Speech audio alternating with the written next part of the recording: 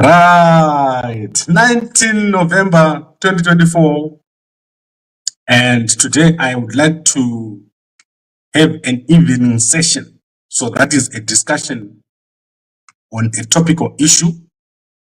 And I know that normally I'm no longer doing evening sessions, but the topic that I want to address here is very important.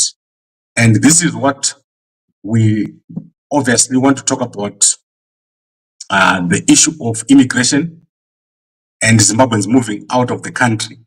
And I want to address specifically what has happened in Canada. And this is an announcement that has been made by the Canadian President Justin Trudeau yesterday regarding the changes to the Canadian visas, permanent residence and temporary residence, and what it means for Zimbabweans. So I know that many Zimbabweans want to move out of the country, but I want to argue today that this option of moving out of Zimbabwe is no longer viable, and very soon you will find out that less and less countries will be able to take people in. So we're all waiting for the inauguration of President Trump, and you know what is going to happen in the United States of America. So people are going to be thrown out of the United States in large numbers, especially those people that are not documented. And as I said to you a few weeks ago, in fact, 2 weeks ago, I was in the United States of America in New York. The number of immigrants getting into New York at JFK is so high that when you enter the airport, all you see is dark and brown people. So a lot of people are going into the United States, and most of them do not have anything to do when they actually get into the United States. So they are contributing to the costs of life in the United States. They are driving up rentals. And these are some of the people that are going to be thrown out or deported from the United States of America within the next few weeks. You're going to see a large-scale deportation of people from the United States of America, especially those who are not documented. And one of the places that these people are likely to go to is Canada, which is right next door to the United States of America. And so the president of Canada yesterday came out and has explained the changes that are going to take place in immigration. And this includes reducing the number of people that are allowed to come into Canada. Canada was taking in millions of people. I think they wanted to take in 1.5 million, but they are going to stop this program of taking in foreign people into Canada because there are no jobs in Canada, there's not enough housing, and there's a lot of pressure on the social services of Canada. So I want to briefly play the video. If you haven't seen this video, you can go and look at the channel of the President of Canada, where he was actually speaking about the changes that are going to take place. And these changes are wide-ranging. They are going to affect a lot of people. So let me play this video so that we can understand what he's saying, the President of Canada. I want to just go in to a section where he's talking about the public, the number of people that are there in Canada right now. Team, we could have acted quicker and turned off the taps faster. Now it is time to make the adjustments to stabilize the immigration system that we need and get it working right for Canadians for right now. Immigration is primarily a federal job. We have the levers to rein it in, so we are. This is a big change, a major cut to immigration, reducing permanent immigration levels by at least 20%. A new string of measures to clamp down on temporary immigrants. That means a decrease in international students, temporary foreign workers. Canada's new immigration plan is straightforward. Lower the number of new immigrants coming into Canada, both temporary and permanent. We're prioritizing permanent residents with the skills we need, like healthcare workers for our hospitals and construction workers who will build more homes. And those temporary residents who are already in Canada, some will apply to stay in Canada as permanent residents. Since they're already here, established and working, the added pressure put on communities is very low. Or they'll leave Canada when their temporary residency expires, reducing our population. Some temporary residents may turn to our asylum system when their visa expires as a shortcut to stay in Canada. Those claims will be analyzed and processed, and if their claim fails, they'll be sent home. Between the amount of people coming and going, we'll effectively pause population growth for the next 2 years. Then from 2027 onwards, it'll balance out and slowly start increasing again at a sustainable pace. Right, so I don't know if you have seen that video. If you have not seen the video, please go and look at the video. This has got a lot of important implications, especially for Zimbabweans who are planning to leave the country. There is no country right now that is accepting immigrants.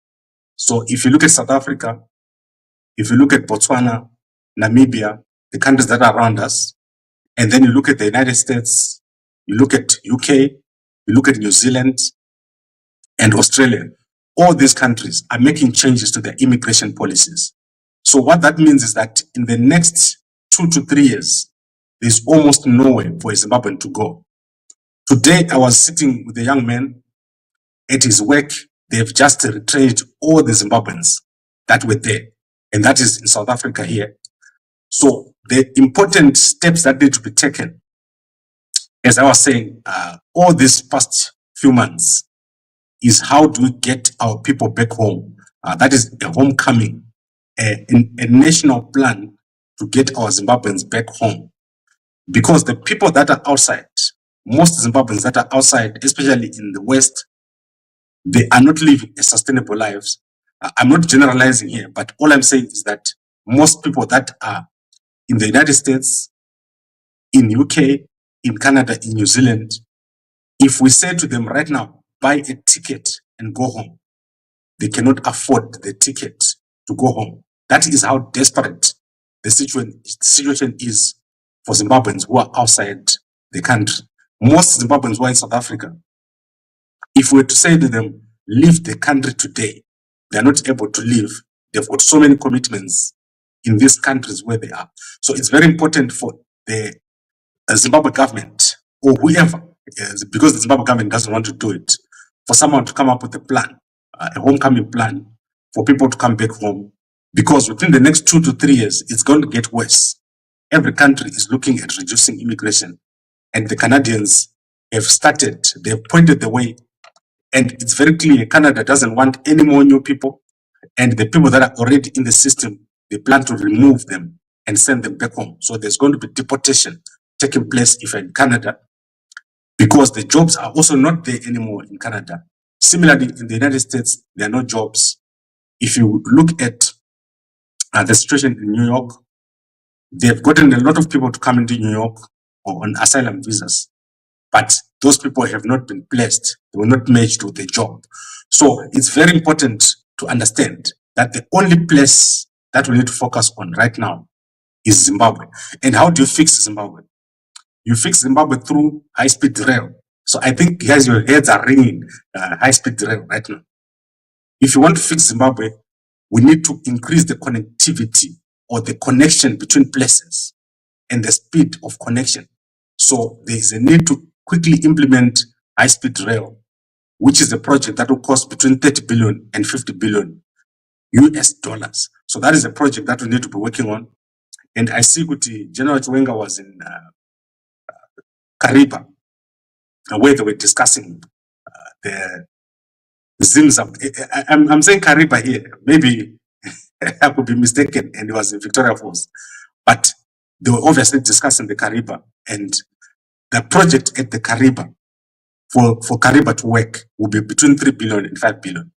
But the high-speed rail, if you were to put the high-speed rail in place, it will need between 30 billion and 50 billion. Then you have more cities, and you need to put in place housing. So 5 million housing units, so that people who are coming back, they can come and settle somewhere. So we have a serious problem in the fact that our infrastructure is rotten, our country is not properly connected, and our currency is not working. So those are the things that need to be immediately fixed. But high-speed rail is a priority. A national high-speed rail is very, very important. So that is where we need to focus, and that will create jobs that will enable people to settle across the whole country. And this needs to be a government program. So the Zimbabwe government needs to focus on bringing people home. The people that have left, it's not going to be sustainable. If they don't come back voluntarily, most of them will be sent back by force, especially those who are living without proper papers. So I think that covers the Canadian situation. If you're in Canada, you obviously understand what I'm talking about. It's very difficult to make a living. And most of the guys who are in Canada, they already know this. I was in the United States. Most guys live in a little flat. That's not sustainable. You can't live in a little flat where if you walk around, you cannot even stretch your legs. There's a lot of opportunity in our country, in Zimbabwe. And I think that's where we need to focus. We need someone who's going to stand up and say, let's fix this situation in the country, because immigration is not the way. So just living in the country is no longer functional. It's no longer an alternative. We need to make another plan for Zimbabweans. And we'll be laying out the plans. In 2025, we'll obviously be working on new plans on how to proceed. So I think I've covered this issue of Canada. There's a lot that has happened. And you can see all the news that has taken place today on gambako.com. You can go and check out. Our team has been updating our sites very, very frequently. And we have, obviously, there was a function today in Harare. I showed you the function that took place in the morning. And this is to do with, so let's get the proper name of this function. In fact, let me play for you a video from the guys who went, our guys were at the function today. So let's play it very quickly. There were representatives from the United States Embassy in Harare. So I'll just play for you that video there. Sure. So this is Butonyati from the American Embassy. I'm in the public diplomacy section. So we're here at 7 Arts, where we partnered with Amplifier and Zai Events to present this creative business conference, where we're pleased with the turnout. Some 400 young, emerging and established artists from across different disciplines are gathered. So for us, that is very good in the sense that they get to network across different platforms. Most importantly, the platform is bringing in experts, people who have walked the path before and have nuggets of wisdom, knowledge and skills to share with the participants. So over the course of today, we hope many people will get their horizons widened, they build new networks, and they get to connect with each other and grow the creative sector to be what it can be worth in terms of the ability to sustain our lives in this very complex economy. So we're happy that we are pushing conversations and narratives forward in as far as professionalizing the creative industries is concerned. So we want to thank a lot to our partners, Amplifier, and the different speakers, resource persons who have given of their time to come and mentor, partner, and collaborate with many other artists who are in attendance today. Thank you.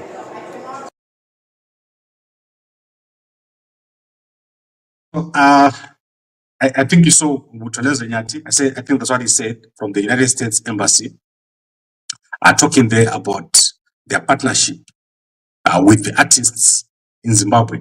The United States has done a lot. They are sponsoring these functions like Amplifier. That is the Creative Business Conference, which took place today at 7 Arts, and we advertised this in the morning. In terms of the United States of America, they've got 1,700 Zimbabwean students. That is what they said yesterday. 1,700 Zimbabwean students studying in the United States of America through scholarships and exchange programs. So all I can say is these are basic things. So at the beginning of your career, you can think about going to the United States. You can think of going to Canada or the UK. But if today you were to stand up and say you are going to the UK, or you're going to New Zealand, or you're going to Australia, you are basically just going there so that you can buy a house or a car in Zimbabwe. Eventually, you're going to come back home.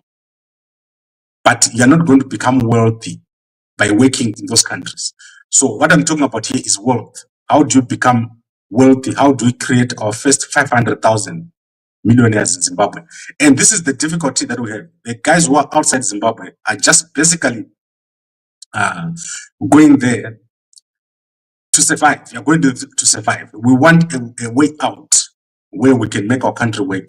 And currently our country is not working. The current environment in Zimbabwe is not working. And the current environment outside the country where people are is not working. So homecoming is essential. And that homecoming can only work when the country is connected. So I want to make that clear that without the connection, the homecoming won't work. People are staying outside the country just to eat. There's nothing that they're doing out there. And Zimbabwe pays the highest number of fees. So transfer fees, when people remit money to Zimbabwe, almost a quarter of our money is being spent on remittance. So let's say Zimbabweans send 5 billion. 1 billion is being spent on remittances, the cost of remittances, the cost of sending money. That's all we do. So it's very important for someone to get a hold of this situation and make sure that we address these important issues that are taking place in front of our eyes, especially the immigration. It's not viable anymore to be an immigrant from Zimbabwe. So very important for us to take the next steps. And to me, the next step is high-speed rail. There is nowhere else that I can think of starting. And obviously the issues of power, the issues of currency, and when I talk of power, I talk of energy. So energy, currency, and also how do we connect our country together? That is very, very important. Now let's look at some of the comments here. Good morning to Misani. And says fix the currency first. Then we'll see the things moving. You're looking healthier, Mr. Kambakwe. Yes, this is because of Mumbe. So Mumbe is amazing. I don't eat that thing a lot. I think like once a week because my problems are solved. So if you want Mumbe, you know the number over there. You can WhatsApp. In fact, if your muscles are not growing and you find yourself without energy, you need to take the Mumbe. It's very good for you. So that is. You notice that I was looking much stronger than normal. And then, Mkoma Joseph, we need to fix industry first. Government must rejuvenate industry by giving loans in US dollars. Once industry is functional, then the issue of speed rail comes into play. I'm commenting when I think we need to debate this together. One day you need to come here and I explain to you what I think about the order of things, how things need to work, and how the Tanzania is a big example of how to fix a country.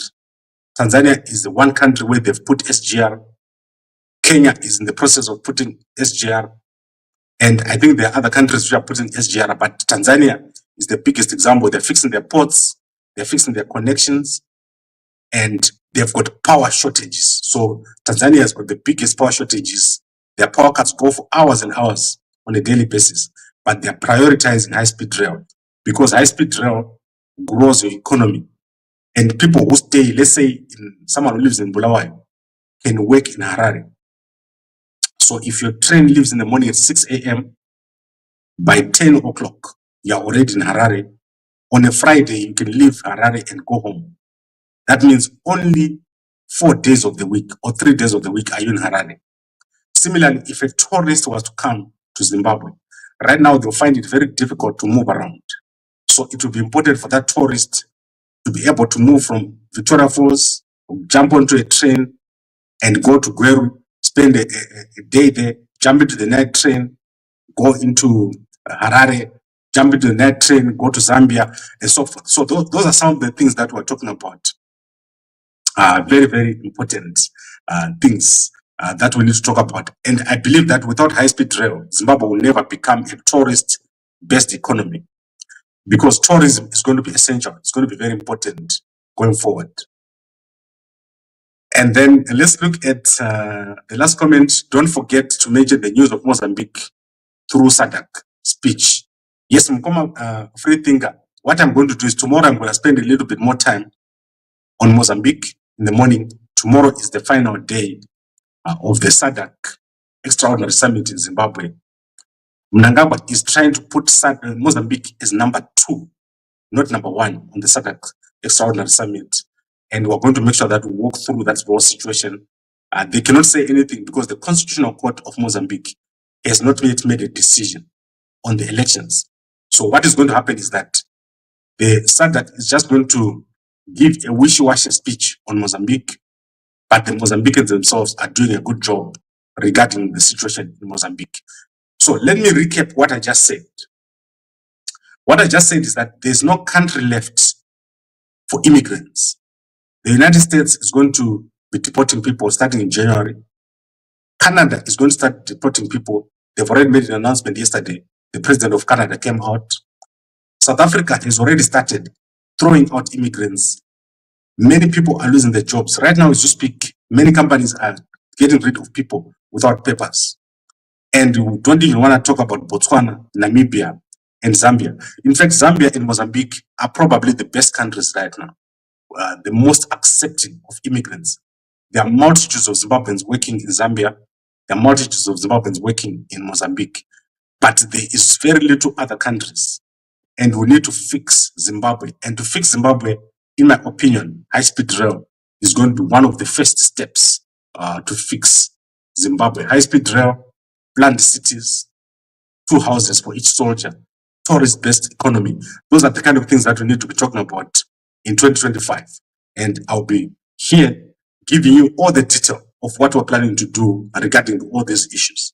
But it's all coming from what the president of Canada has said yesterday. Right, so I think we've covered everything. This is a very topical issue, and it's not only for Zimbabwe. Many people are going to be affected. And I always discuss with my family to say, if I was to go and live in Canada, it means I'll have to start knowing how to clean houses, how to mow lawns, how to probably work in a different industry than I work in right now. And I'll probably just be scratching the surface in terms of my expenses. So that's not what we want. We need to make sure that people come back home and they become wealthy. That is my view on this whole situation. People are wasting their most productive years, the most productive years of their lives. They are spending those years avoiding the most important decision, which is to go back home. But there's a good reason. The home is not ready, and we need to make that home ready for people to move back, to come back home. So I'd like to thank all of you for watching, and I'll see you again in the morning. I'll try as much as possible to do these evening sessions. I know many of you look forward to an end of day summary. So I'll try again to start or to restart the end of day sessions, because most of you have told me that you want a session at the end of the day where we just give you an update on the important topical sessions, and then also where I give you a much broader look at one topic. So I think 20 minutes on this topic of immigration is enough. So I'll see you in the morning, and thank you very much for watching, and a good night to you all.